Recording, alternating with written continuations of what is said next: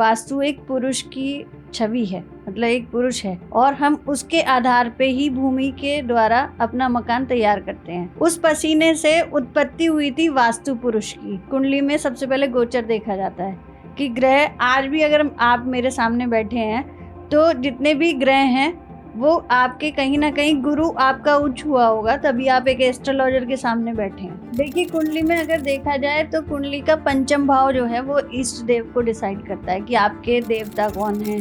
तो 100% आपके घर में दुर्घटना के योग बन जाते हैं। आपके घर में कोई जवान मौत हो जाएगी। सबसे बड़े टीनेजर तो आप सिद्धू मूसेवाला जी को ले लो। उनके घर का अगर आप मैप खोल के देखो तो उन्होंने एक तो आग्नेय कोण में अपना मेन गेट बनाया हुआ, दूसरी बात जो साउथ वेस्ट है उसमें भी एक गेट खुला हुआ है। साउथ वेस्ट में समझ लीजिए नैऋत्य कोण होता है कि आपका जो पानी, जो आपका धन का फ्लो आ रहा है, मतलब आपका बाहर से पैसे का फ्लो आ रहा है, वो आपका कहीं ना कहीं खत्म हो जाएगा। जैसे कहते हैं ना, हमारे पैसे में तो आग लग रही है, क्योंकि हम उसमें वैवाहिक जीवन और वैवाहिक संबंध निर्धारित करते हैं नई जनरेशन के लिए, तो उसके लिए पूर्व दिशा भी उत्तम नहीं मानी गई है।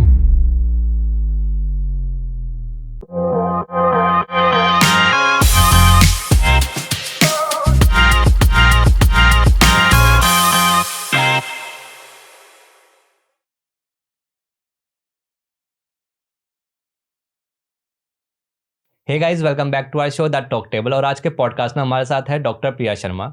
मैम एक एस्ट्रोलॉजर है, साथ ही न्यूमरोलॉजी भी करती है और ये वास्तु एक्सपर्ट भी है। तो मैम से आज हम जानेंगे वास्तु एक्सपर्ट के बारे में। तो मैम कैसे हैं आप? नमस्कार, मैं ठीक हूँ, आप बताइए कैसे हैं सब? हम बहुत अच्छे हैं मैम जी।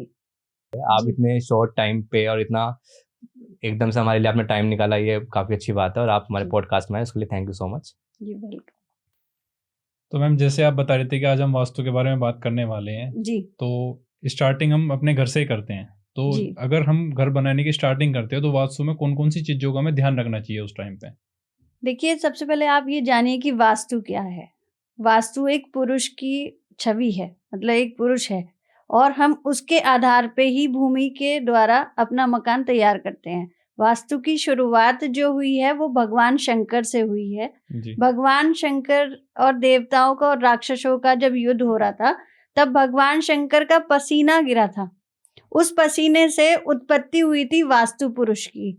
तो ब्रह्मा, मत्स्य पुराण के अनुसार ब्रह्मा जी ने उस पुरुष का नाम वास्तु पुरुष रखा।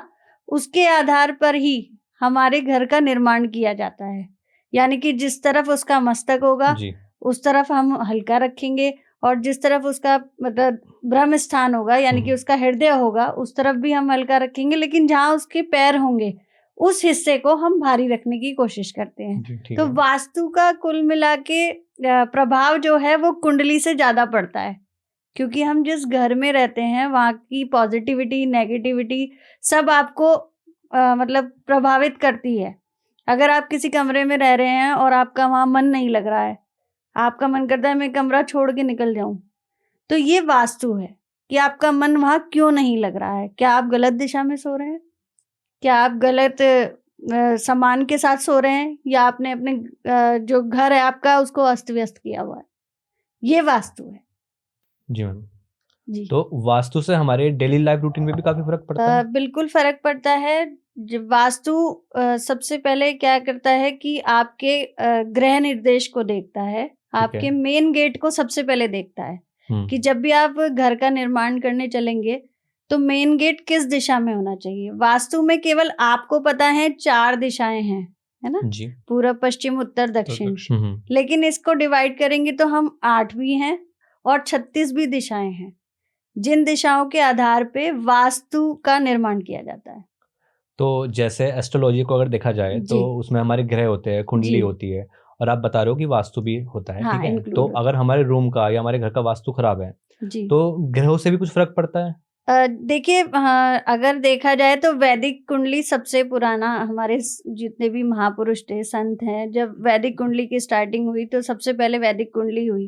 वैदिक कुंडली के आधार पे ही जिस तरह के हमारे ग्रह होंगे उसी तरह का हमें मकान मिलेगा। अच्छा। आप समझिए कि अगर आपकी कुंडली में राहु प्लेस्ड है आपके लगन स्थान में, तो आपको उसी तरह का मकान मिलेगा। आसपास बियर शॉप होंगी, मतलब आसपास नेगेटिविटी ज्यादा होगी, गंदगी ज्यादा होगी। और अगर आपकी कुंडली में गुरु अच्छा होगा तो आसपास मंदिर होंगे, गुरुद्वारे होंगे। तो ये चीजें हमारे जीवन पे इफेक्ट करती हैं। किस रूम में आप सो रहे हैं, या आप किस रूम में स्टडी कर रहे हैं, या आपके विवाह मतलब विवाहित लोगों के लिए कौन सा रूम अच्छा है, तो ये सब वास्तु है। Okay ma'am. तो अगर इस हिसाब से देखा जाए तो कहना है कि तो हर चीज ओवरऑल एक आदमी की पूरी लाइफ एक वास्तु या फिर कुंडली से जुड़ी हुई होती है। बिल्कुल जुड़ी हुई। तो ऐसे भी तो होता है, लेकिन ग्रह टाइम टू टाइम चेंज होते रहते हैं। देखिए ग्रह टाइम टू टाइम जब भी चेंज होते हैं जब आपके भाग्य में होते हैं, है ना। अच्छा। अब ग्रह जब गोचर करता है कुंडली में, सबसे पहले गोचर देखा जाता है कि ग्रह आज भी अगर आप मेरे सामने बैठे हैं तो जितने भी ग्रह हैं वो आपके कहीं ना कहीं गुरु आपका उच्च हुआ होगा, तभी आप एक एस्ट्रोलॉजर के सामने बैठे हैं जी। या किसी गुरु के सामने बैठे हैं। अगर आपका गुरु आज ट्रांजिट नहीं हुआ होता तो आप मेरी जगह किसी और के सामने भी बैठे हुए हो सकता है, आप किसी अलग प्रोफेशन वाले बंदे के साथ जुड़े हुए होते। जी मैम। तो कुंडली के आधार पे भी ये चीजें मायने रखती हैं। और जो वास्तु है वो तो मेन है ही कि घर में किस तरह कौन सी चीज कहाँ प्लेस्ड है, ये देखना पड़ता है हमें वास्तु के अनुसार। वास्तु में भी तो मैं इष्ट देव क्या होते हैं और किसी पर्सन का इष्ट देव डिसाइड कैसे होता है, आप किस तरीके से डिसाइड करते हो? देखिए कुंडली में अगर देखा जाए तो कुंडली का पंचम भाव जो है वो इष्ट देव को डिसाइड करता है कि आपके देवता कौन है ना। और उसी तरह वास्तु में जिसमें मुख्य द्वार आपका डिसाइड करेगा कि आपके इष्ट देव कौन है। तो आपको घर का जो मेन एंट्रेंस होगा, घर का जो मेन एंट्रेंस होगा वो डिसाइड करेगा कि आपके इष्ट देव कौन है। ये बहुत कम लोगों को पता है, क्योंकि कुंडली के आधार पे तो बहुत आसान है जानना कि आपकी इष्ट देव कौन है ना। अगर आपकी राशि वहां पर मेष राशि प्लेस्ड है तो सूर्य आपके इष्ट देव हो गए, ठीक है ना। अगर वृषभ है तो शुक्र देव जो हो गए वो आपके इष्ट देव हो गए। उसी आधार पे अगर पूर्व दिशा में आपका घर है और डिग्री अनुसार मेन पूर्व दिशा में ही आपका मेन गेट पड़ता है तो शिव शंकर या सूर्य भगवान आपके इष्ट देव माने गए। उसी आधार पे आपके इष्ट देव डिसाइड होते हैं वास्तु के अनुसार भी। मैम थोड़ा सा एक्सप्लेन कर सकते हो आपकी इष्ट देव ये होते कौन है? देखिए इष्ट देव क्या होता है, जिस कुंडली में जिस समय हमारा जन्म होता है, ठीक है ना जी। उसी समय चंद्रमा की जहाँ प्लेसमेंट होती है, जहाँ चंद्रमा होता है वहीं हमारा वही नक्षत्र, वही लगन और वही राशि हमारी होती है। वहीं से ही डिसाइड होता है कि पूर्व जन्म के जो देवता हैं वो हमारे साथ जुड़ते हैं, जो पंचम भाव से देखते हैं। इष्ट देव वो होते हैं जिन्हें हम पूजें, मतलब जिन्हें एक ही देव पूजते हैं हम। इष्ट देव हमें अगर हम पूजते हैं तो उससे हमारी सारी जितनी भी ग्रोथ है वो सब बढ़ने लगती है बजाय खत्म होने के। तो इष्ट देव जो हमारे हैं वो प्रारब्ध से जुड़े हुए हैं, पुनर्जन्म से, उन्हें ही इष्ट देव कहा जाता है। तो ये जैसे कुछ उसमें कहते हैं कुल देवी या कुल देवता, तो ये इस देव से अलग है या सेम ही होते हैं? नहीं, इष्ट देव अलग है, कुल देवी और कुल देवता अलग है। कुल देवता की बात करें तो जो हमारे पूर्वज हैं, जो हमें छोड़ के भी चले गए, कई पीढ़ियों से हमारी जाति चली हुई आ रही है या हमारे गोत्र चले हुए आ रहे हैं, धर्म चले आ रहे हैं, तो हमारे पूर्वज जो हैं वो कहाँ तक हैं, वो उन्होंने सबसे पहले जिसे पूजा जी। जैसे आप देखते हैं कुछ ऐतिहासिक चीजें देखते हैं आप, तो देखते हैं कि देवता पूजते हैं तो एक शिला बना देते हैं, पत्थर बना देते हैं, है ना, वहीं पर ही एक दीपक जलाना शुरू कर देते हैं जी। उस समय में वो देवताओं को कोई आकार नहीं देते हैं, सिर्फ ये याद करते हैं जो हमारे पिछले चले गए हैं उनको हम प्रणाम करें।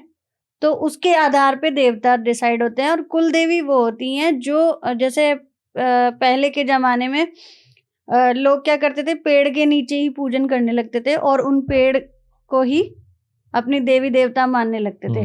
तो कुल देवी वहां से डिसाइड होती हैं कि जो भी हमारे पूर्वजों ने या जो हमसे पहले हमारे दादाजी हैं, परदादाजी हैं या उनके परदादाजी हैं, हाँ, जहाँ से हमारी जनरेशन स्टार्ट होती है वहां से उन्होंने जिस देवी की पूजा की थी वो हमारी कुल देवी है और उसकी पूजा लोग आज भी करते हैं जी। तो जैसे मैम अभी आप बता रहे थे कि जो पूर्व में होते हैं गेट और घर भी, तो उसके हिसाब से हमारे इष्ट देव डिसाइड होते हैं। तो जैसे अगर आपने ध्यान दिया हमारा घर भी पूर्व दिशा में है और गेट भी पूर्व दिशा में, तो इस हिसाब से हमारे इष्ट देव कौन बनेंगे? देखिए अगर आपका पूर्व दिशा में डिसाइड होता है डिग्री अनुसार कि क्या वो सेंटर में है, क्या वो कॉर्नर में है क्योंकि कोण अलग अलग होते हैं। आपने सुना होगा आग्नेय कोण में है, या आपका मिडिल में है, या फिर आपका नैत्रिय कोण में या वायव्य कोण में है। ये 4 कोण 5 कोण बताए गए हैं जी। इसके अलावा पूर्व पश्चिम उत्तर दक्षिण, तो आपका सेंटर में है, वो डिग्री के अनुसार डिसाइड करना पड़ता है कि किस जगह है। अगर सेंटर में है तो सूर्य भगवान की पूजा करने से आपके घर के जो मेन है, मुखिया, आपके फादर हैं या आप हैं या आपके बड़े भैया हैं, अगर वो नित्य सूर्य की पूजा करें तो उनके जीवन में बिल्कुल मतलब आप समझ लिए चमत्कार जैसे प्रभाव होते हैं। तो मैम जैसे आपने इतनी सारी चीजें बताई, तो अगर कोई किसी ने अपना घर बनाया लेकिन उस टाइम उन्होंने ध्यान नहीं दिया कि वास्तु वगैरह पर कुछ भी जी। लेकिन अब बना दिया, अब भी उसमें है वास्तु, हम अब भी कर सकते हैं बनने के बाद? बिल्कुल कर सकते हैं, बनने के बाद भी हम उसमें चेंजेस कर सकते हैं। जैसे कुछ लोग चाहते हैं कि उनका बिना तोड़ फोड़ के हो भाई, क्योंकि उन्होंने नया मकान बनाया है तो तोड़ना, हर कोई नहीं चाहता कि मेरा नया मकान टूटे, तो उसमें कुछ रेमेडीज और कुछ समाधान ऐसे कराए जाते हैं जो जिससे मकान को तोड़ना ना पड़े और उसकी चीज जो जहाँ है वहीं पर उसकी रेमेडी कर दी जाती है। लेकिन कुछ जगह ऐसी होती हैं जहाँ पर टॉयलेट्स गलत बना दिया जाए, या फिर कह सकते हैं कि घर का कमरा मुखिया का गलत बना दिया जाए, तो दुर्घटना होने की संभावना 100% रहती है। हम मानते हैं कि पूर्व दिशा में पूर्व दिशा को और अगर नॉर्थ को के बीच में ईशान कोण मानते हैं। ईशान आप जानते हैं, भगवान शंकर का नाम है, वहां का स्थान होता है पूजन का। अगर आप उस जगह शौचालय बना देते हैं जी, जहाँ पूजा का स्थान है, अगर आप वहां शौचालय बना देते हैं तो 100% आपके घर में दुर्घटना के योग बन जाते हैं। आपके घर में कोई जवान मौत हो जाएगी जी, समझ रहे हैं, या फिर कोई ऐसा इंसिडेंट हो जाएगा। और आजकल तो कैंसर सबसे ज्यादा, ये समझ लीजिए जितने भी मैंने अभी तक वास्तु विजिट करी हैं, सबसे ज्यादा लोगों के यहाँ ईशान कोण में टॉयलेट होने से डिसीज ज्यादा बढ़ रही है। जितने भी कैंसर रोगी हैं उनके घर में सबसे ज्यादा ईशान कोण में टॉयलेट मिले हैं। तो इस तरह मतलब हेल्थ का भी बहुत जुड़ाव होता है इन चीजों से। तो अपनी चीज जो है व्यवस्थित करने के लिए, जैसे ईशान कोण में अगर मैंने आपको बताया टॉयलेट है, तो मैं तुरंत बोल दूंगी इसे तुड़वा दो, चाहे आपने नया मकान बनवाया, चाहे आपने पुराना मकान बनवाया, या आपने दोबारा तोड़ के बनाया, फिर भी मैं कहूंगी इस पॉट को हटा दो ना। लोग कहते हैं मैम हम इसे बंद कर दें, इसे यूज ना करें, है ना, ऐसे भी बोलते हैं। तो मैं यही पूछना चाहती हूँ कि अगर आप उसे बंद कर देंगे तो आप उसमें बैठ के खाना खा लोगे, खाना खाओगे, थाली लेके आप वहां चले जाओगे। शौचालय तो शौचालय है ना, जहाँ आप वॉशरूम जा रहे हो वहां भोजन नहीं कर सकते। तो ईस्ट की जगह पे, ईस्ट की बात कही थी आपने, तो ईस्ट की जगह पे शौचालय बनाना निषेध है।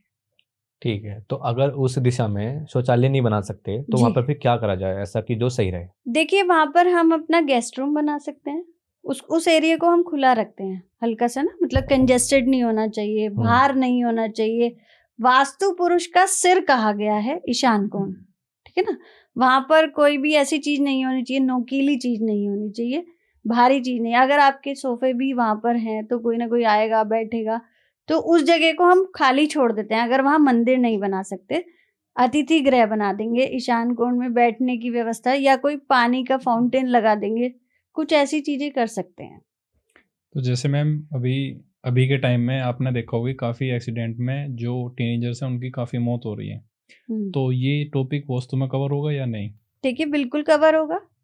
तो अगर ये हो रही है मतलब जैसे आपके बात, जैसे सबसे बड़े टीनेजर तो आप सिद्धू मूसेवाला जी को ले लो जी, पंजाब में अभी उनकी डेथ हुई है, ठीक है।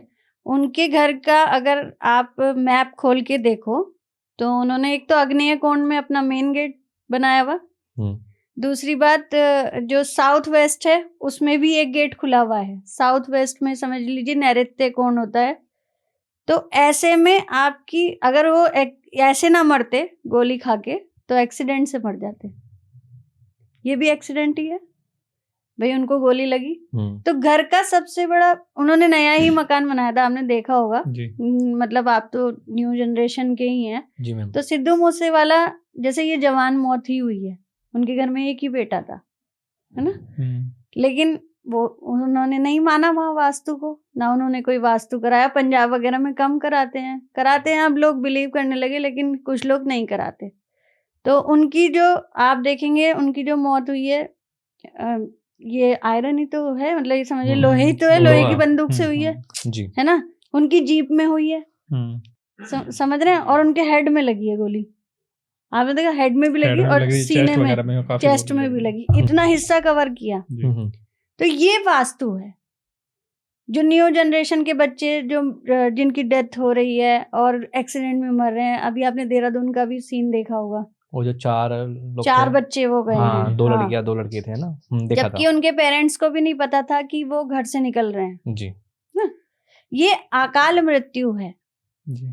और पेरेंट्स ने कहीं ना कहीं गलती करी हुई होगी। वास्तु बिल्कुल 100%, मैं अगर खुद विजिट पे जाके देख हूँ तो 100% गलत होगा वहाँ वास्तु। जी मैम। तो मैम जैसे बहुत से बोलते हैं कि तुम्हारे पिछले जन्म के कर्म थे जो इसलिए तुम्हारी अकाल मृत्यु हुई, हाँ। वो कहना सही है फिर गलत है? नहीं, वो सही है, मैं बताती हूँ क्यों। क्योंकि आधारित तो सब कुंडली पर ही है ना, वैदिक कुंडली पर। तो आपके प्रारब्ध के कर्म ऐसे होंगे जो आपको आपके पेरेंट्स ने ऐसा मकान बनाया और आपके पेरेंट्स को भी कुछ संतान हानि का श्राप होगा और आपके घर में भी वही प्रतिक्रिया बन गई होगी कि साउथ वेस्ट खराब हो गया होगा या आपका ईशान कोण खराब हो गया होगा। तो वो परिस्थितियां उस आधारित, ज्योतिष पूरा एक है, चाहे आप वास्तु ले लो, अंग ज्योतिष ले लो या हस्तरेखा ले लो, तो ये प्रारब्ध का भी कर्म हो गया और वास्तु भी खराब हो गया।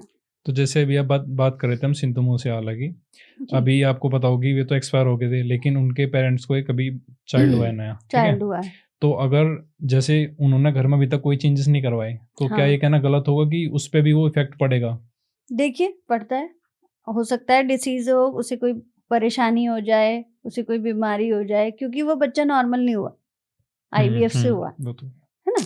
एज फैक्टर के अकॉर्डिंग आपने देखा होगा, संतान प्राकृतिक संतान तो नहीं है, ये नेचुरल संतान तो नहीं कहेंगे इसको, IVF से हुआ है। तो ये भी एक दोष है। तो इनको हो सकता है हम तो खैर बहुत बाद में, इनसे पहले बहुत लोगों ने इन्हें सजेस्ट भी कर दिया हो, क्या पता उस चीज पर इन्होंने रेमेडी भी की हो, सिद्धू मूसेवाला जी ने के घर वालों ने इस पे रेमेडी भी की हो, तो इन्हें संतान की प्राप्ति हुई हो, लेकिन इन्हें आगे के लिए अवेयर रहना चाहिए। ओके। अच्छा मैम, जैसे आपने अभी अग्निकोण की बात की है जी, तो ऐसा भी कहते हैं कि अग्निकोण की जो दिशा होती है उसमें किचन नहीं होना चाहिए, उसमें ही किचन होना चाहिए। हाँ। लेकिन ये बहुत जगह सुना है ऐसा। नहीं, अग्निकोण में ही किचन होना चाहिए। अगर किचन आप, अग्निकोण का मतलब क्या है, जहाँ आग प्रज्वलित हो, है ना। तो एक दिशा बताई गई है, पूरब की दिशा और दक्षिण की दिशा, उसके बीच का जो कोना होता है वह अग्निकोण होता है। उस दिशा, क्योंकि जैसे हमने वास्तु पुरुष को अलग अलग पार्ट्स में बांटा है, उसी प्रकार अग्निय कोण बनाया गया, वहीं पर ही रसोई की दिशा होती है। अगर आप वहां पे कोई पानी का स्रोत कर देंगे तो आपको धन हानि होगी, समझ रहे हैं जी? कि आपका जो पानी, जो आपका धन का फ्लो आ रहा है, मतलब आपका बाहर से पैसे का फ्लो आ रहा है, वो आपका कहीं ना कहीं खत्म हो जाएगा। जैसे कहते हैं ना, हमारे पैसे में तो आग लग रही है। तो अग्निय कोण का भी ध्यान रखना पड़ता है। अग्निय कोण में किचन ही बनाई जाती है ज्यादातर, ठीक है। अगर वहां पे हम कोई और चीज, जैसे अगर उस कमरे में आप सोओगे, आपको अग्नि के ऊपर लेटा दो, तो आपका दिमाग कितना चलेगा, मतलब आप गुस्से में भरे रहेंगे ना, सारा दिन गुस्से में भरे रहेंगे।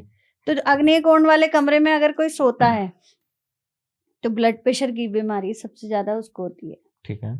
और हमेशा उस इंसान को, उस जातक को गुस्सा भरा रहता है उसके दिमाग में कि बस कैसे भी करके कोई चीज तोड़ दो या फोड़ दो। तो इस चीज का बहुत फर्क पड़ता है। अच्छा, और जैसे जो दक्षिण दिशा होती है, जिसमें कहते हैं कि पूर्वजों की फोटो लगती है, हाँ, उसमें, है ना, तो अगर कोई उस तरफ सर करके सोता है तो उससे भी कुछ नुकसान होता है? नहीं, देखिए, सोना तो दक्षिण दिशा के में सर रख के सोना चाहिए, है ना। उत्तर में हिमालय कहा जाता है कि हिमालय हमारे सिर की जो ऊर्जा है वो खींचता है। तो उत्तर में तो मृत व्यक्ति को लिटाया जाता है, उसका सिर उत्तर में रखा जाता है, दक्षिण में पैर रखे जाते हैं। लेकिन हम जो नॉर्मल लाइफ में सोते हैं, हमें दक्षिण दिशा में सर रख के सोना चाहिए, ठीक है ना।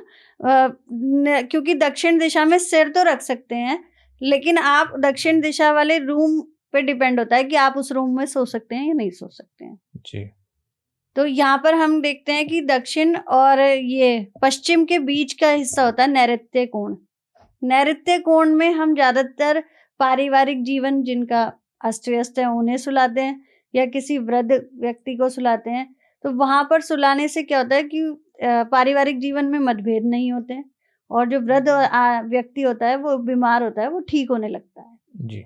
ईशान में भी अगर हम वृद्ध व्यक्ति को सुलाते हैं या फिर पूर्व दिशा में सुलाते हैं तो उसका जो स्वास्थ्य है वो बेटर होने लगता है। तो मैम जैसे एक क्वेश्चन है कि जैसे शादी होती है, शादी से पहले काफी लोग अपनी कुंडली वगैरह मोस्टली अब सब मिलवाते हैं, सब मिलवाते हैं, लेकिन कुंडली मिलवाने के बाद भी चीजें ऐसी नहीं होती जैसी होनी चाहिए थी, तो उसके पीछे क्या रीजन है? देखिए इसमें बहुत सारी चीजें हैं। आप समझ लीजिए, पहला तो आपने कहा था प्रारब्ध, है ना, प्रारब्ध में जो लिखा गया वो लिखा गया। कुंडली मिलान हम करते हैं कि मिलान में हम लोग गुण भी देखते हैं, योनि भी देखते हैं, और उसमें हम अपने राशियां भी देखते हैं कि राशियां मैच हो रही हैं या नहीं। विवाह तो जहाँ होना है वहाँ हो गई, चाहे आप कुंडली मिलाएं या ना मिलाएं। अगर किसी स्त्री के जीवन में विवाह का सुख है तो वो भोगेगी, अगर विधवा का सुख है तो वो विधवा का भी भोगेगी, तलाक का सुख है तो वो तलाक का भी भोगेगी, तलाक का सुख नहीं हम दुखी कहेंगे, तो वो भी भोगेगी। तो ये कुंडली मिलान के बावजूद भी कुछ लोग मिलान करने में गड़बड़ी कर देते हैं। कुछ पंडित कहते हैं अरे हो जाएगा, इस राशि में मंगल से मंगल कट रहा है, 36 के 36 गुण मिल रहे हैं, तो ये गलत है। मतलब एक तो सही सलाह देनी चाहिए लोगों को, जितने भी भाई बड़े बड़े ज्ञानी बैठे हैं, और दूसरी बात ये है कुछ प्रारब्ध के कर्म भी हैं जिसकी वजह से हमें ये हानियां होती हैं कि कुंडली मिलाने के बाद भी रिश्ते टूट जाते हैं, या हस्बैंड वाइफ में से कोई एक चला जाता है, या फिर उन लोगों के तलाक हो जाते हैं। जैसे 2-2 शादियां भी हो रही हैं, 3-3 शादियां, मैं देख रही हूँ माहौल कैसा हो रहा है कि 2-2 शादियां भी हो रही हैं। तो वो भाग्य में ही होता है सब जी। तो क्या हम एस्ट्रोलॉजी के थ्रू या फिर किसी भी वास्तु के थ्रू इन चीजों को कहीं ना कहीं एक किसी लेवल तक ला सकते हैं? लाइक अगर हमें पता चल गई कुछ अच्छी घटना या कोई बड़ी घटना होने वाली है, तो क्या हम उसे होने से रोक सकते हैं, उसे टाल सकते हैं? बिल्कुल रोक सकते हो आप। देखिए ग्रहों की अगर कुंडली की बात करें तो ग्रहों पे वर्क किया जा सकता है। हर ग्रह अपना भोग मांगता है जी। ग्रह हम जैसे आप समझिए कि मंगल ग्रह है ना, कुंडली में अगर मंगल और गुरु आपका अच्छा चल रहा है, और वैवाहिक जीवन में मंगल गुरु का अच्छा होना बहुत जरूरी है, और शुक्र आप देखते हैं पत्नी का कारक है। अच्छी पत्नी के लिए शुक्र होना, लग्जरी लाइफ होना, ये सब जरूरी है। तो उसके आधार पे आपके घर में भी व्यवस्था कैसी है, बहू आपके घर में आके रुकेगी या नहीं रुकेगी, सास से लड़ेगी या नहीं लड़ेगी, तो वो सब डिपेंड करता है आपके घर के ऊपर कि आप घर में किस कमरे में पति पत्नी सो रहे हैं, किस दिशा में आप सो रहे हैं। अगर आप प्रॉपर इधर उत्तर दिशा में सो रहे हैं या प्रॉपर वेस्ट दिशा में सो रहे हैं, तो कहीं ना कहीं आपके जीवन में तनाव आएगा। आप पूर्व दिशा के कमरे में भी अच्छा नहीं माना जाता कपल के लिए, क्योंकि हम उसमें वैवाहिक जीवन और वैवाहिक संबंध निर्धारित करते हैं नई जनरेशन के लिए, तो उसके लिए पूर्व दिशा भी उत्तम नहीं मानी गई है। वैवाहिक जीवन के लिए केवल साउथ और वेस्ट के बीच का नैऋत्य कोण है, वहीं उनका कमरा होना चाहिए, येलो कलर होना चाहिए, और या फिर पर्दे, आपके कर्टेन, या फिर आपकी जो बेडशीट है या बेड है वो होना चाहिए। तो मैम जैसे आपने बोला येलो कलर होना चाहिए, कलर थेरेपी में आएगा या फिर उसमें वास्तु? देखिए वास्तु में ही कलर थेरेपी ली जाती है ना। वास्तु क्या है कि घर का एक एक कोना, एक एक कण, और एक एक आपका ये सोफा, पर्दे, बेड, ये सब वास्तु में ही आते हैं, ये आपकी कुंडली में नहीं आते जी। ये डिपेंड आपके वास्तु पे ही करते हैं सारी चीजें। तो मैम अगर ऐसे देखे जाए तो मतलब जैसे पहले वास्तु होगी, फिर कलर थेरेपी, मतलब फिर एस्ट्रोलॉजी, एक नॉर्मल पर्सन के लिए इतनी चीजें देखना पॉसिबल होता है या फिर नहीं? देखिए नॉर्मल इंसान के लिए, पहली बात तो नॉर्मल इंसान को इतना ज्ञान नहीं होता, वो किसी ना किसी चीज की सेवा लेता है। आप घर में बैठ के तो स्टडी नहीं कर सकते ना, जाना तो विद्यालय ही पड़ेगा, टीचर तो आपको वहीं मिलेगा। तो आपको जिस क्षेत्र की समझ नहीं है उसकी अगर आप किसी से सलाह ले रहे हैं तो उसमें कोई बुराई नहीं है। जैसे आप नॉर्मल भी मंदिर जाते हैं तो आप प्रसाद भगवान के आगे थोड़ा ना रखते हैं, पंडित जी के हाथ में देते हैं। जी मैम। पंडित जी उठा के भगवान को भोग लगाते हैं, फिर वो आपको देते हैं। आपका काम नहीं है कि आप सीधे जाके भगवान को हाथ लगाएंगे। आप किस अशुद्धि से निकल के आए हैं, तो हर चीज के लिए गुरु की आवश्यकता होती है। मुझे आपके काम की नॉलेज नहीं है, तो मैं आपसे पूछूंगी ये माइक कैसे चलता है, कि भैया ये माइक कैसे चलता है, ये कैमरा कैसे चलता है, मैं डायरेक्ट जाके इसमें हाथ थोड़ी ना करूंगी। तो इसलिए हर चीज के लिए आपको कहीं ना कहीं गुरु की आवश्यकता पड़ती है। जैसे बच्चों को अपने माता पिता की आवश्यकता पड़ती है, कहीं भी किसी गली में छोड़ तो नहीं देते आप बच्चों को, तो आपके पेरेंट्स उस चीज को मतलब मार्गदर्शन करते हैं। बट मैम यहाँ पर अगर ये चीज इस तरह से देखी जाए कि अगर आप बोल रहे हो कि पहले से ही सब चीजें फिक्स है पिछले जन्मों से और हमारे कर्मों से जी। तो अब कोई बंदा अपने इस जन्म में है तो वो वास्तु से कैसे कनेक्ट करेगा चीजें, क्योंकि अब मान लो वो नॉन बिलीवर है, वो इन चीजों में मानता ही नहीं है, तो फिर क्या करा जाएगा? देखिए अगर वो इस चीज को मानता नहीं तो ये तो टॉपिक बिल्कुल ही अलग हो गया जी। हिंदू धर्म में आप रह रहे हो, है ना, आप किसी अन्य धर्म में तो नहीं हो ना, आप सनातनी हो, है ना, हर आजकल सनातन का ज्यादा क्रेज है भाई, हम सनातनी हैं। अगर आप सनातनी हैं तो आपको अपने सनातन से जुड़े हुए ग्रंथ वेद आप जितने पढ़ेंगे, है ना, उसमें आप तंत्र भी पढ़ते हो कि रावण बहुत बड़ा तंत्र करता था, पढ़ते हैं ना, राम जी को भी जानते हैं, महाज्ञानी ब्राह्मण था, ठीक है ना, महाब्राह्मण था, समझिए। ब्राह्मण तो आजकल के ब्राह्मण इतनी नॉलेज नहीं रखते जितना रावण रखता था, ठीक है ना। तो आपको अगर आप अपने वेद पढ़ेंगे तो आपको इन सब चीजों में बिलीव करना चाहिए, और जो नहीं करता फिर वो कहीं ना कहीं एक बार तो जीवन में धक्का खाता है, पक्का खाता है, और वो तभी तब उस पड़ाव पे आता है कि मेरे साथ ही ऐसा क्यों हो रहा है। वो जानने की कोशिश करता है, वो खोजने की कोशिश करता है कि मेरी ही किस्मत क्यों खराब हो रही है, मेरे पास क्यों नहीं पैसा आ रहा, जब सारी दुनिया मजे ले रही है तो मेरे पास पैसा क्यों नहीं आ रहा। तो वहां पर हम उसको ऐसा नहीं बोल सकते कि ये चीज पहले से ही फिक्स है तेरे लिए, तेरे नसीब में इतना ही पैसा है, तो आप उसका निवारण नहीं करेंगे। अगर आपको कोई क्वेश्चन नहीं आ रहा तो आप उस क्वेश्चन को कहोगे कि मेरी तो किस्मत में यही था कि ये क्वेश्चन मुझे नहीं आएगा, या अपने टीचर से पूछने जाओगे। तो वो इंसान निवारण तो फिर अपने कर्मों से करेगा ना। नहीं, कर्म देखिए, कर्म क्या है, कर्म तो हम कर ही रहे हैं। पिछले जन्म में क्या करके आए हो आप? मर्डर करके आए हो, है ना जी। इस जन्म में भी मर्डर ही करोगे, तो इस जन्म में आप उस चीज का पश्चाताप करेंगे ना, मेन पश्चाताप करोगे। आप किसी का मार्गदर्शन लोगे, आप कहोगे कि मेरे पिछले कर्म है जिसकी वजह से मैं ये भोग रहा हूँ, और ऐसा कुछ बताओ कि मैं इस जन्म में ये ना भोगूं, तो आप उस पे वर्क करोगे। मतलब नॉन बिलीवर के लिए ही कह रही हूँ कि जो ये कहते हैं ना कि ज्योतिष कुछ नहीं होता, वास्तु कुछ नहीं होता, और जो होगा देखा जाएगा, जो बड़े शेर बनते हैं उनके लिए, कि कितने बड़े आप करोड़पति हो, कितने ही आपके पास बॉडीगार्ड हो, जैसे मैंने बताया सिद्धू मूसेवाला, जब टाइम आएगा उसको आप नहीं रोक पाएंगे। समय की बहुत बड़ी लीला है। क्योंकि कुछ मिथ इस तरह से भी होते हैं ना कि अगर हर एस्ट्रोलॉजर या न्यूमरोलॉजर वो कुछ भी बता रहा है, कुछ भी प्रेडिक्ट कर रहा है किसी और के लिए, तो अगर वो किसी और के लिए इतना अच्छा कर सकता है या बता सकता है, तो वो खुद अमीर बन के क्यों नहीं बैठ जाता, खुद इतने पैसे खुद अमीर क्यों नहीं बन। नहीं, ये बहुत अच्छा क्वेश्चन है आप ना, ये काफी लोग कहते हैं कि ये पंडित हमें तो बता रहा है, इसकी खुद की हालत देखो कैसी है ना, खुद की हालत कैसी है। देखो सबसे बड़ी बात रही बात यहाँ पे कर्म की, भोगने तो पंडित को भी है, हमें भी भोगने पड़ेंगे, ज्योतिषाचार्य हैं, हम भी जो करके आए हैं भोग तो हम भी नहीं, लेकिन हम उसका समय समय पे निवारण करते रहते हैं। अच्छा। और जब हम आप जैसे 10 लोगों को बताते हैं तो आपका भी तो दुख सुनते हैं ना, आपके कष्ट भी, आपकी नेगेटिविटी भी तो हम ही ऑब्जर्व कर रहे हैं जी। तो हम एकदम से कैसे सुखी हो सकते हैं? अपने हिस्से का दुख हमें भी मिलेगा। अब आप कोई एस्ट्रोलॉजर देखेंगे, बहुत रईस हैं, BMW में घूम रहे हैं और बड़े बड़े बंगलों में रह रहे हैं, 4-4 गाड़ी हैं उनके पास, ठीक है, वो उनके कर्म है और उनकी समझिए उनकी स्पिरिचुअल लाइफ है कि उन्होंने इस तरह अपने आप को मेंटेन किया हुआ है। लेकिन कहीं ना कहीं दुख उनके भी जीवन में है और पंडित के जीवन में भी होता है। पंडित बहुत सुखी होता है क्योंकि ईश्वर के सबसे समीप पंडित ही होता है, नॉर्मल इंसान नहीं होता जी। लेकिन ये जो बोलने का लोगों का तरीका है ना कि अपना तो फ्यूचर देख ले, हमारा क्या बताएगा बिल्कुल, ये बहुत गलत है।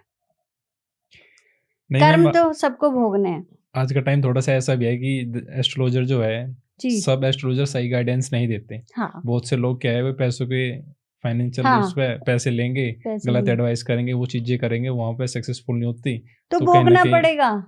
तो भोगना पड़ेगा, वो एस्ट्रोलॉजर को भोगना पड़ेगा। अगर आप गलत गाइड कर रहे हो, अगर आप गलत सलाह दे रहे हो, गलत वास्तु करके आ रहे हो या गलत कुंडली बता रहे हो, तो आपको भोगना पड़ेगा। और इसी जन्म में, और कलयुग है, क्योंकि आपको यही दिखाई दे जाएगा कि आपके लिए क्या बुरा है क्या सही है। आप भी जब कोई काम करने जाते हैं तो आपको भी अच्छे बुरे का पता है ना।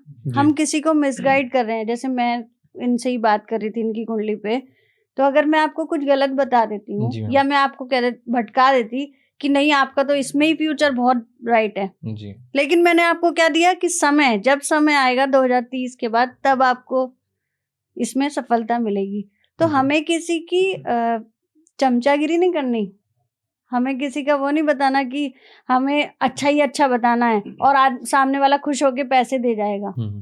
ये सब भोगना पड़ता है। अगर गलत तरीके से आप पैसा कमाओगे तो आप खुद ही भोगोगे। नहीं, अगर मैं नॉर्मल पर्सन हूँ, मुझे नहीं पता कि किस एस्ट्रोलॉजर के पास जाना, तो हम क्या पॉइंट्स है जो नोटिस कर सके जिससे उसकी ऑथेंटिसिटी हम पता कर सके कि हाँ ये चीजें वर्क करेगी। आप 10 मिनट चुप बैठे रहो। सरस्वती जी ने जब एस्ट्रोलॉजर्स को एक वो भी दिया था कि श्राप भी दिया था, समझिए कि 15 मिनट अगर 10 मिनट आपके पास कोई बंदा बैठा है तो पहले तो खुद ही रो देता है आदमी, मेरे साथ ये हो रहा है, वो हो रहा है, ये हो रहा है। तो आप 15-20 मिनट चुप बैठे रहो। 15-20 मिनट आपको ज्योतिष बिल्कुल सच बोलेगा, जो भी बोलेगा, मतलब आपकी बात को पकड़ लेगा कि आप पूछना क्या जा रहे हो। हेल्थ में ये दिक्कत रहेगी आपको, यहाँ ये परेशानी रहेगी, और पिछले समय में आपके साथ ये हुआ। 15 मिनट बाद आप अपनी कहानी का मतलब सुनाओ उसे। 15 मिनट तक चुप बैठे रहो, उससे कहो आप बताओ, मैं आपके पास आया हूँ भाई, मेरी कुंडली ये रही और आपके पास आया हूँ, आप बताइए कि मेरे जीवन में क्या घटित हुआ है, क्या होने वाला है और क्या चल रहा है। वहां से पता चलता है कि वो एस्ट्रोलॉजर कितना सच्चा है, फेक तो नहीं है।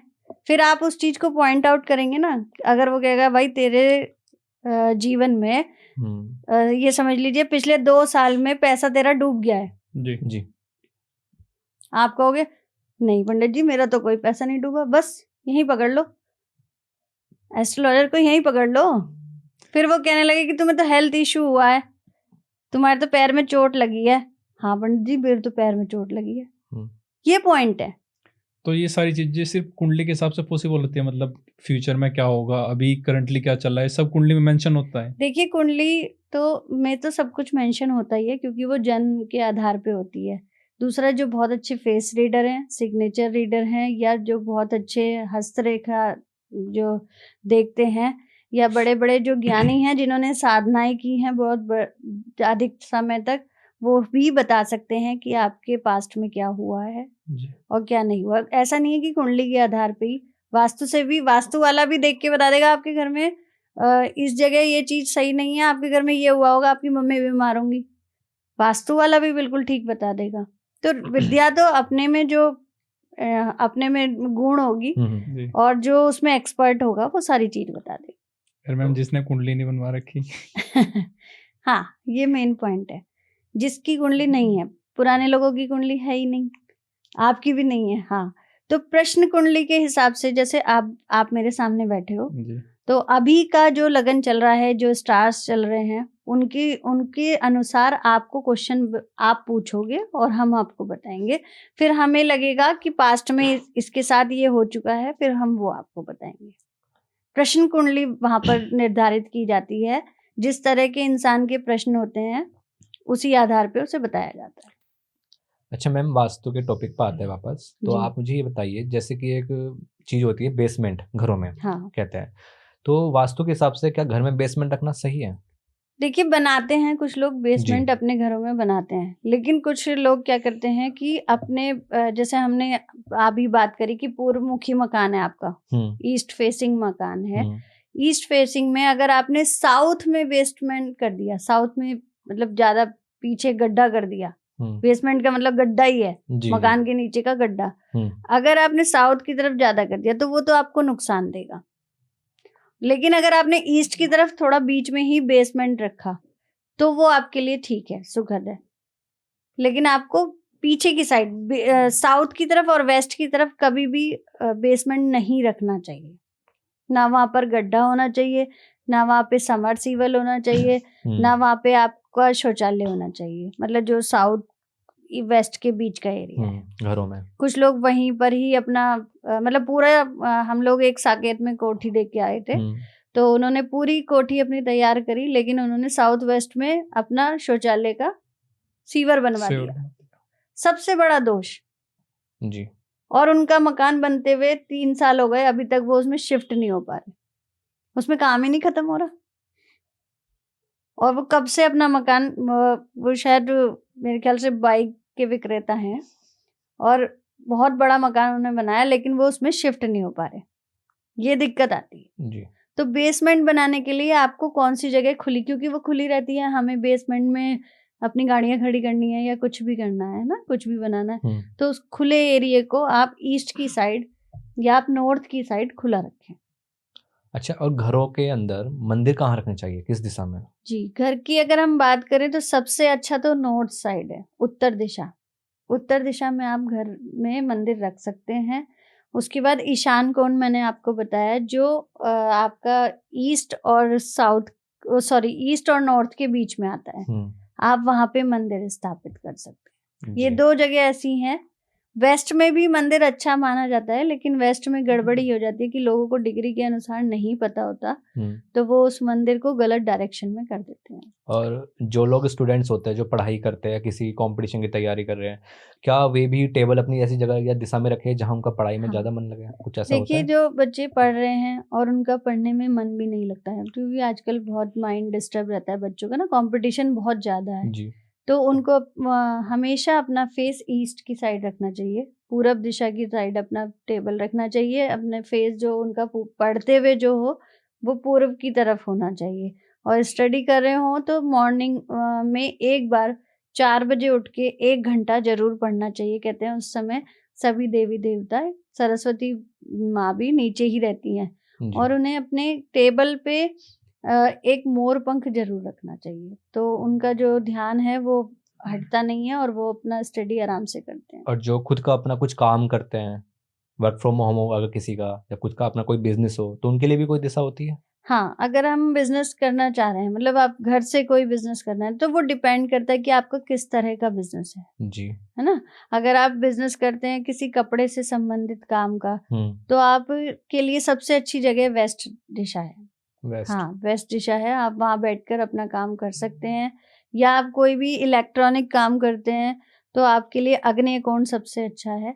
आप कोई भी इलेक्ट्रॉनिक काम कर रहे हैं तो उसका जैसे अगर कहा जाए हमारा डिजिटल मार्केटिंग काम है, पॉडकास्ट एडिटिंग करते हैं, तो आपका नेटवर्किंग काम है ना जी। आपका काम है, आपका वाईफाई चल रहा है, तो आपका जो काम है ये देश विदेश तक जा रहा है जी, है ना, ये राहु का काम है। तो इसके लिए साउथ वेस्ट का कमरा बहुत बेस्ट होता है, इससे आप तरक्की करते चले जाएंगे, क्योंकि वो आप राहु के पसंदीदा उपकरण से जुड़े हैं ना, जो वो करता है इलेक्ट्रिसिटी को, मतलब इन चीजों को, नेटवर्क को बढ़ाता है।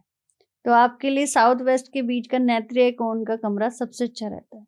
अच्छा, पूरे घर के अंदर, या अगर कहे कि पूरी लैंड में एक पॉइंट होता है, जैसे बोलते हैं कि कुछ मिड पॉइंट होता है, वो शायद ब्रह्म स्थान, उसका क्या इम्पोर्टेंस है, क्या महत्व है? देखिए, ब्रह्म स्थान को हमारे हृदय से इंडिकेट किया जाता है, मतलब जो चीज हमारे हृदय पे रखी है वो ब्रह्म स्थान है। पूरे घर का मेजरमेंट लिया जाता है और उस मेजरमेंट में जैसे आप समझ लीजिए कि आपका यहाँ पर 20 की लंबाई है आपके घर की, है ना, तो 20 में से हम 10 जहाँ पे आता है वहां मिड पॉइंट हो जाता है आपका, और उस मिड पॉइंट में ब्रह्म स्थान में को बहुत महत्व दिया जाता है। ब्रह्म स्थान पे भी कोई भारी चीज नहीं रखी जाती है, कोई पिलर्स वगैरह, कोई पिलर नहीं होना चाहिए, कोई गाटर वगैरह जो पड़े रहते हैं ना घरों में, वो नहीं होना चाहिए। ऐसा होने से क्या होता है कि हार्ट अटैक के सबसे ज्यादा केसेस दिखाई देते हैं। अच्छा।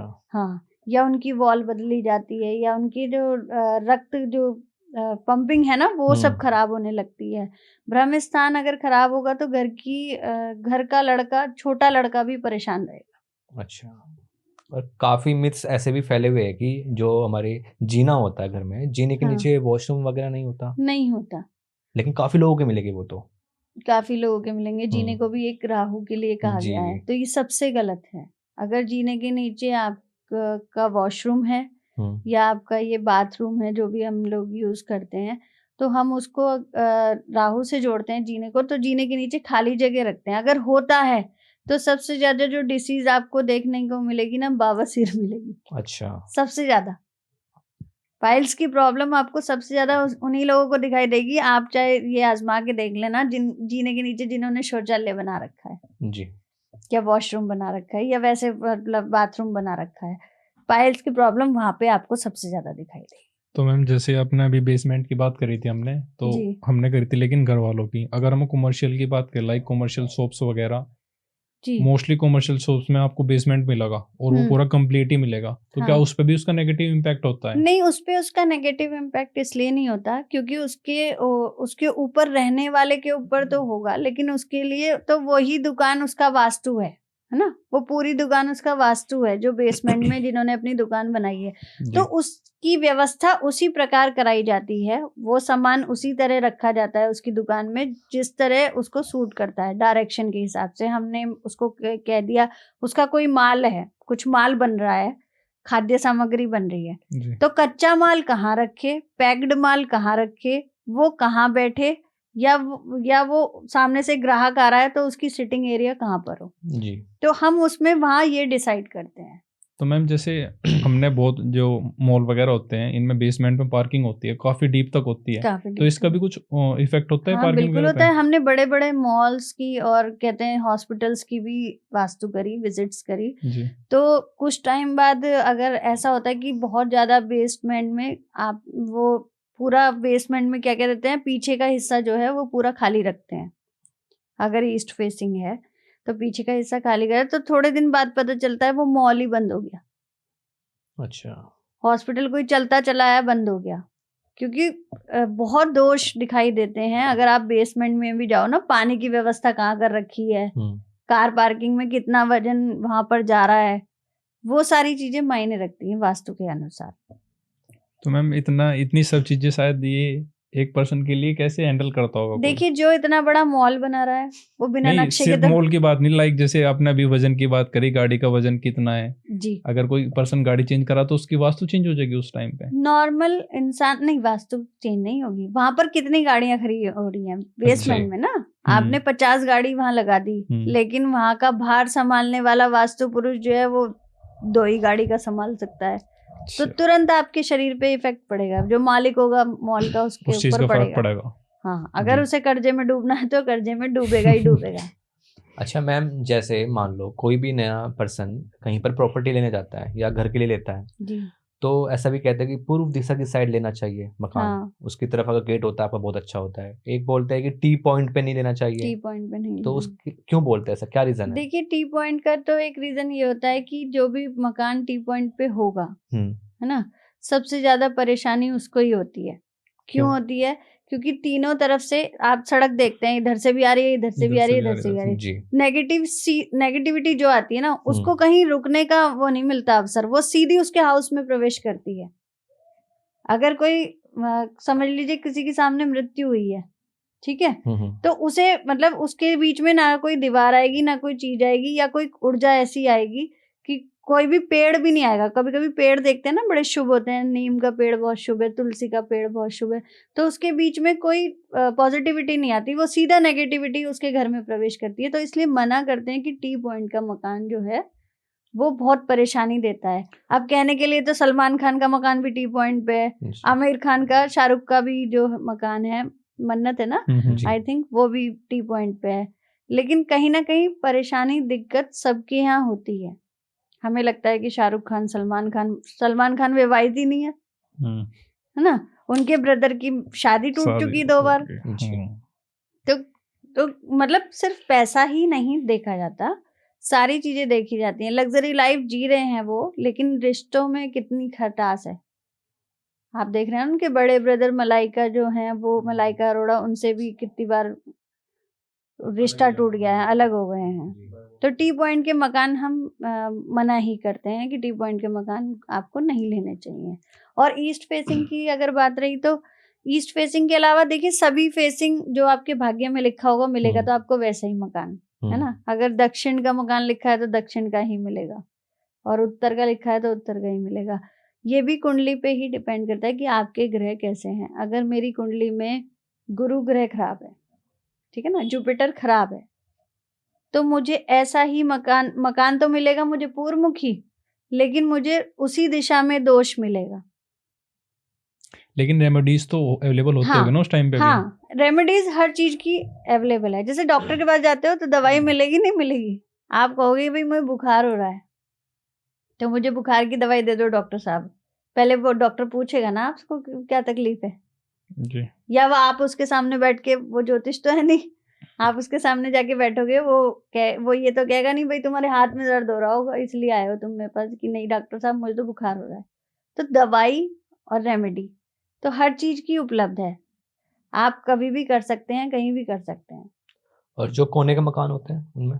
कॉर्नर के मकान में भी यही होता है कि जो जैसे लैंड, हम किसी भी गली में गए और सबसे आखिरी मकान है, उसके बाद गली बंद है, तो वहां पे कहते हैं केतु आपका इंडिकेट करता है। केतु हमेशा अकेला छोड़ देता है कि आपको कॉर्नर का मकान दे देगा। कुछ लोग कहते नहीं, जैसे हम ग्रुप में रहते हैं, चल हट साइड में हट जरा, वो आपको अकेला कर देता है, रिश्तों में भी अकेला कर देता है। इसलिए कॉर्नर का मकान हम मना करते हैं कि कॉर्नर का मकान नहीं लेना चाहिए। जी। अच्छा मैम, जैसे टेम्पल्स होते हैं, ऐसा कहते हैं कि उनमें काफी पॉजिटिव एनर्जी होती है, बिल्कुल होती काफी है, पॉजिटिव माहौल रहता है वहाँ का। बिल्कुल। अगर कोई मकान उसके पास हो तो क्या वो लेना चाहिए? देखिए, जिसकी ये वास्तु में भी ये कहा गया है कि पॉजिटिविटी है मंदिर के अंदर, लेकिन हम गृहस्थ जीवन में रह रहे हैं, हमारा घरेलू जीवन है, शारीरिक संबंध भी होते हैं ना, माता पिता भी रहते हैं, बच्चे भी रहते हैं, इस तरह से हम थोड़े अशुद्धि में रहते हैं। तो ईश्वर के सामने नहीं बैठ सकते, ऐसे नहीं जा सकते, बहुत शुद्धिकरण करके ही हम मंदिर में जाते हैं। तो अगर आप किसी भी मंदिर की चोटी की छाया आपके घर पे पड़ती है तो वो शुभ नहीं मानी जाती। तो आपके घर पे अगर ऐसे आसपास मंदिर की छाया पड़ती है तो कहीं ना कहीं आपके घर में तनाव रहेगा, बीमारियों का आवागमन रहेगा। ठीक है, क्योंकि आप शुद्धि नहीं होते ना उसमें। अच्छा मैम, वास्तु के अकॉर्डिंग जैसे हम मैनिफेस्ट करते हैं काफी लोग, तो मैनिफेस्टेशन के लिए कौन सी डायरेक्शन सबसे बेटर होती है? जैसे एक बोलते हैं कि जगन्नाथ टेम्पल अगर कहा जाए, तो उसको बताया गया कि वो ऐसी डायरेक्शन में है कि वहां जाके आप कोई भी मन्नत मांगो तो वो पूरी होती है। तो इसके पीछे क्या वास्तु का लॉजिक है? देखिए, वास्तु का लॉजिक ये है कि आपने वहाँ के टेम्पल की बात की, तो टेम्पल में तो अलग अलग पद्धति है और वो किस तरह वहाँ उसकी स्थापना हुई है, वहाँ पर कितनी पावर है, कितनी ऊर्जा है।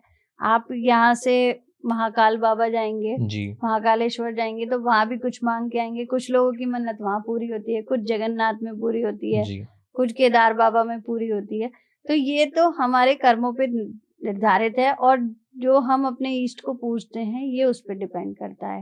वास्तु के अनुसार घर में से कौन सी चीजों में से हमें ध्यान देना चाहिए जिससे हमारी विशेष पूरी हो। सबसे पहले वाणी का बहुत ध्यान रखना चाहिए, ठीक है, क्योंकि आपके घर में कहीं ना कहीं देवताओं का वास भी है।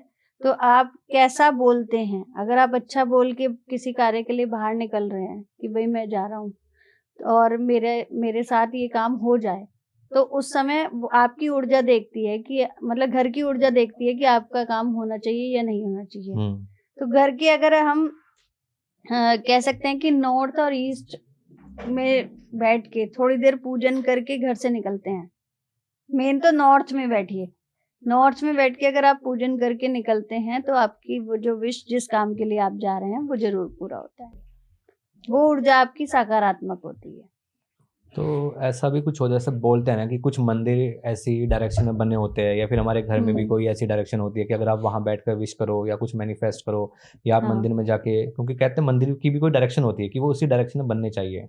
नहीं, जैसे मैंने आपको बताया ईशान कोण में मंदिर बनना चाहिए, नॉर्थ में भी बना सकते हैं, कुछ लोग वेस्ट में बनाते हैं, साउथ में मंदिर कोई नहीं बनाता। आपने देखा दक्षिण दिशा में किसी का मंदिर नहीं होता, या फिर हम दक्षिण दिशा में मुंह करके कभी पूजा नहीं करते। तो अगर हमें ऐसा आभास है कि हमें क्या कोई विश ऐसी मांगनी चाहिए जो पूरी हो, उसके लिए सबसे पहले अपने देवता का आह्वान किया जाता है, देवता की पूजा की जाती है और ज्यादातर हमें ईशान कोण में बैठ के ही अपनी विशेष को मांगना चाहिए, तो वो 100% पूरी होती है। ठीक है, उस डायरेक्शन में ईशान कोण हो गया हमारा पूरब और उत्तर के बीच का कोना जी, वो सबसे पॉजिटिव एरिया है। वहां पे आप 5 मिनट बैठ के मेडिटेशन करते हैं तो आपको बहुत अच्छे फल मिलते हैं। कोई भी काम करने जा रहे हैं तो अगर आप वहाँ 5 मिनट बैठ के जाएंगे तो आपको बहुत अच्छे फल मिलेंगे, चाहे आपका वहाँ ड्राइंग रूम हो या आपका वहाँ मंदिर हो या कुछ भी हो। ठीक है। और वास्तु के अकॉर्डिंग अगर देखें, जैसे कहीं पर कमर्शियल प्रॉपर्टी होती है, बिजनेसमैन होते हैं, वे अपना कुछ भी शोरूम कहे या फिर शॉप कहे, वहाँ पर वॉशरूम बनाना ठीक रहता है? हाँ, बना सकते हैं। वॉशरूम दिशा पे निर्धारित है ना कि दिशा कौन सी दिशा में बना रहे हैं।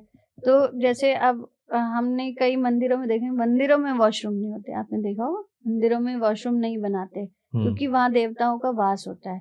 लेकिन जहाँ पर हमें सारा दिन रहना है वहां पर आप वॉशरूम बना सकते हैं।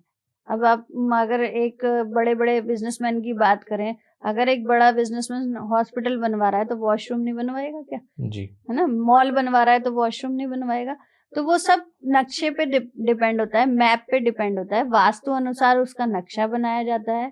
जैसे हमने बेसमेंट की बात कही, कहाँ बेसमेंट बनेगा, तो वास्तु के अनुसार वो प्रॉपर नक्शा, प्रॉपर्टी या जितनी ये बिल्डिंग्स बन रही हैं, आप देखते हैं दिल्ली, नोएडा या हमारे मेरठ में भी काफी बन गई हैं, तो वो सब वास्तु अनुसार ही बनाया जाता है। दिशा निर्धारित होती है, कहाँ शौचालय बनेगा, कहाँ पे आपका मॉल की शॉप्स खुलेंगी, या आप मॉल में एक ही शौचालय होगा, अलग अलग शॉप में तो नहीं होगा ना, तो वो निर्धारित होता है उसके ऊपर। तो मैम क्वेश्चन था मेरे कि जैसे हम किसी आदमी के डेट ऑफ बर्थ के हिसाब से उसका मतलब नेचर या फिर उसके क्या क्या चीजों का पता लगा सकते हैं सिर्फ डेट ऑफ बर्थ के देखिए, अकॉर्डिंग? व्यक्तित्व का, पूरे व्यक्तित्व का पता चल सकता है। जब हम डेट ऑफ बर्थ की बात करें तो उस पे एक देवता निर्धारित होते हैं, ठीक है ना। जिस भी तरह के का आपका नंबर होगा उस पे एक देवता उसके होंगे।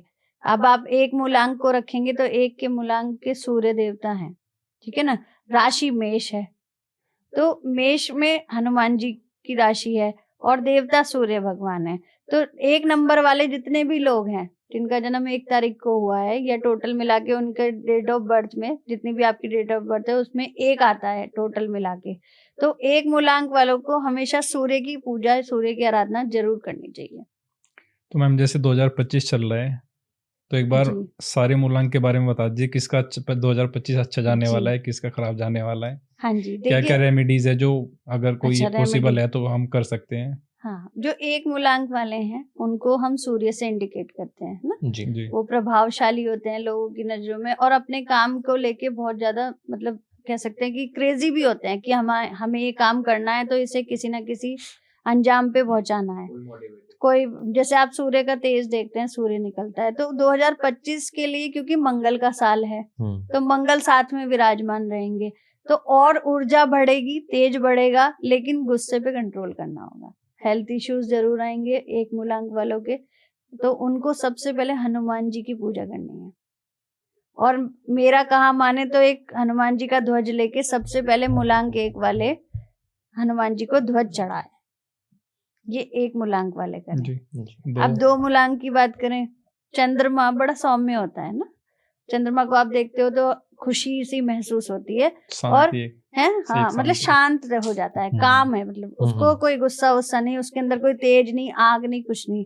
भावुक होते हैं ऐसे लोग जिनका जन्म 2 मूलांक में होता है और जन्म तिथि के अनुसार जिनका टोटल 2 आता है, तो उनके लिए ये साल क्या है, मिले जुले परिणाम, चुनौतियां सबसे ज्यादा, मतलब ये समझ लीजिए उनकी लाइफ में अब ये चुनौती आने वाली कि तेरे को ये इस पे टारगेट करना है तो करना ही है, तुझे वो काम करना ही है।